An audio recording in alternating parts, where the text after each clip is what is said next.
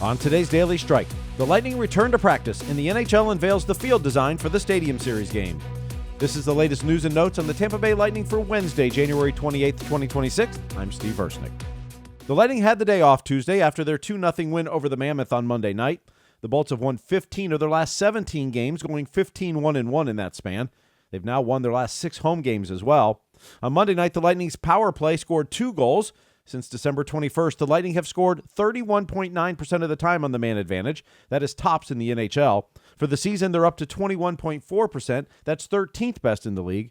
Darren Raddysh on the power play success. Yeah, I think it's just, trying to find lanes, trying to find the open play and, kind of getting Kuch moving and making him make the plays that he can do. And, when guys are moving, the PK's got to move. So, it opens up holes and opens up those lanes. So, I think that's probably the biggest thing that we've been doing. Raddysh scored his 8th power play goal Monday, which leads the Lightning and NHL defensemen.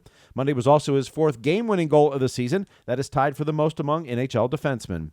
Nikita Kucherov has 80 points in the season for the 8th time in his career. That's tied for the 5th most in NHL history for players born outside North America. He trails Alex Ovechkin, Jaromir Jagr, Jari Kurri, and Teemu Selanne. Andrei Vasilevskiy earned his 354th career win Monday night with a 28 saves shutout. That passed Yevgeny Nabokov for the 5th most by a goaltender born outside North America, trailing Henrik Lundqvist, Sergei Bobrovsky, Dominik Hasek, and Pekka Rinne. J.J. Moser on his goalie. Oh, it's unbelievable. I think he for sure did a lot of the heavy lifting today, so it's a very well-deserved shout-out for him. And we're happy that we, as a team could help him out on his way today. Vazzy improved to 23-7-3 on this season with a .920 save percentage and a 2.07 goals against average. The Lightning reassigned defenseman Simon Lundmark and forward Jacob Peltier to the Syracuse Crunch. Lundmark made his NHL debut on Saturday in Columbus with 16:45 of ice time and a +1 rating. Peltier's played in 2 games with the Bolts this season, recording 3 hits and 2 block shots. He's averaged just over 9 minutes of time on ice. The NHL unveiled the field design and the game presentation for Sunday's Navy Federal Credit Union NHL Stadium Series game at Raymond James Stadium. The rink will sit atop a treasure map dotted with hockey-themed landmarks, paths, and clues in celebration of the Gasparilla Pirate Fest. Now, if you're coming to the game, join your fellow fans at the 2026 NHL pregame.